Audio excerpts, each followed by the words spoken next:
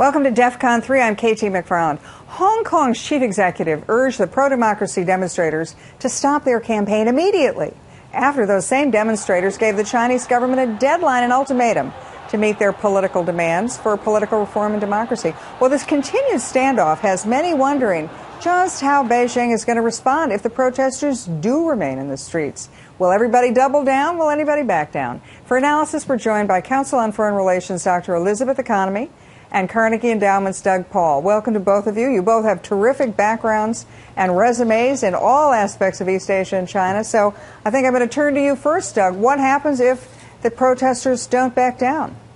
Well, the Chinese government is going to put tremendous pressure on the local authorities, whom they use as their representatives, to try to get these students and other kinds of protesters to back down. A big problem is that the protesters are composed of several groups, not all of whom have the same objectives or the same zeal for the protest. And so making a deal with them that could stick is going to be very tough. On the other hand, China has set a firm principled position that they're very reluctant to back down on. So it puts the local authorities, whether it's the government or the business elites supporting them in Hong Kong, in the grinder between Beijing and the people on the streets. Okay, well, let me turn to you, Elizabeth. Does anybody double down or does everybody back down? I think at this point, certainly everybody is doubling down. And I think Beijing is really faced with a set of very unattractive propositions, right? They can, use force, which they certainly don't want to do. Nobody wants to see a repeat of, Tiananmen Square. They can try to confine the protesters perhaps to ever smaller areas and just try to wait them out. But meantime, that's messy and, it's brought business and traffic to a standstill in Hong Kong. Or they could try to negotiate some form of a compromise. And as Doug says, it's made more difficult by the fact that there are various groups within this broader Hong Kong protest group. But I do think there probably is some room for compromise. But Beijing in general hasn't shown itself very interested in compromising. And so I think it's going to be it's a very tricky situation. Not clear how it's going to play out. Doug, let me turn to you. Does this demonstration, this sort of Arab Spring awakening, if you will, does this spread to other parts of China? Well, that's the fear of Beijing, is that this will somehow have a demonstration effect on unhappy people in different parts of China.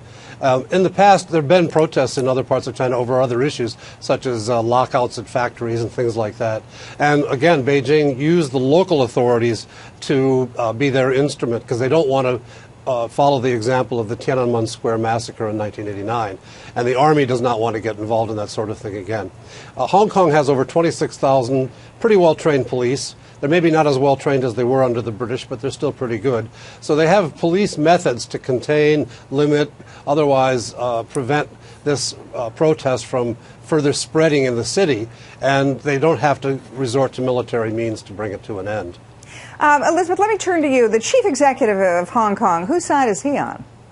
I think he doesn't have a choice, and I think it's pretty clear that he has to be basically on the side of Beijing. I mean, he is in effect appointed by Beijing. His tenure is approved and managed, and he will have to step down if Beijing tells him to do so. So I think what he wants to see is he wants to see the protesters draw down. He's made it very clear to them that Beijing is not going to compromise. They're not going to change their position on this issue of universal suffrage and the way that it was framed at the end of August by the National People's Congress, a sort of limited sense where there will be universal suffrage in 2017, but it will be from a pre-selected slate of candidates that will be approved by Beijing, for the chief executive.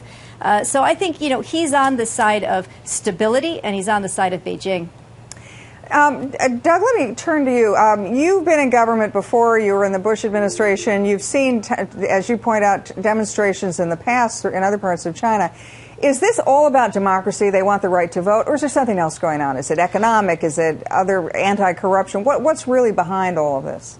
In the case of Hong Kong, it really does appear to be about maintaining the freedoms that people believe they obtained in the negotiation between Britain and China in the 1980s to establish the basic law to govern Hong Kong for the following 50 years after 1997's reunification. That's what it really seems to be about. Now, there are other actors who are not on the streets who've got very much different interests. They're not, and it's not anti-corruption. It's more business-oriented, how to maintain the prosperity and stability that Hong Kong has enjoyed. But this is really, I think, a genuine issue of democracy and freedom in the streets of Hong Kong. Elsewhere, we would talk about other issues in China. Elizabeth, you've written a book called By All Means Necessary, China's Resource Quest is Changing the World. And your writings have implied that the Chinese government really wants to focus on the economy, and it wants economic growth, access to resources. Is this a real monkey wrench in all that? Potentially, of course, it is. But I also think with this new leadership of President Xi Jinping, he has demonstrated a willingness, I think, to sacrifice economic interests, at least in the short term, sort of for a broader sense of security. You know, his actions in the South China Sea and the East China Sea, we've seen with Vietnam, with the Philippines, with Japan, a willingness to allow tensions to rise, to allow sort of the economic ties between the countries to fray a little bit because, he has a sense for what constitutes the broader Chinese territory. And so would he be willing to sacrifice, Hong Kong's prosperity and for the sake of, his idea of the China dream, the rejuvenation of the Chinese nation, which is, stability within the territory? I think he might be. So I'm not willing to say that, his primacy right now is completely on the economic side of things. Doug, let me turn to you. The Chinese government and Xi Jinping, as Elizabeth has said, the policy is China dream. The policy is reforms. They're going to reform all aspects of the Chinese economy and Chinese politics. What do they have to fear then by the demonstrators in Hong Kong? Aren't they really calling for the same kind of reforms? Well, maybe they are in the very long term. Xi Jinping is very much possessed by what happened to the Soviet Union in the final days of the early 90s when Gorbachev's reforms got ahead of the ability of the party to retain control. He doesn't want to see that again. So they articulate the same kind of long-term dreams, but getting there are very different methods involved. This is an unusual case. I try not to overly personalize these kinds of issues, but Xi Jinping has chosen to cast himself as a decisive, forceful leader who is trying to push through these reforms domestically.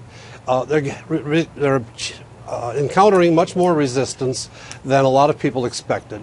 And as soon as he shows some kind of weakness in his armor, whether it's in Hong Kong, South China Sea, East China Sea, or somewhere in China, people will take that as a sign that he's generally weak, and they will put up even further resistance to his reforms. So for a Xi Jinping kind of mindset, this is an all-or-nothing gamble, and he can't afford to lose this one. Elizabeth, you got the last word. I guess I would just point out that I'm not sure that Xi Jinping's vision of China's future is the same as the vision that the Chinese protesters have. I think his view of the political system of China, even 50 years out, is still led by a very strong Chinese Communist Party. We're not seeing any sort of universal suffrage on the mainland of China, but I think that's not the vision that the people of Hong Kong have. Thank you both for joining us. Elizabeth Economy from the Council on Foreign Relations and Doug Paul from the Carnegie Endowment for Peace. And that's it for DEF CON 3.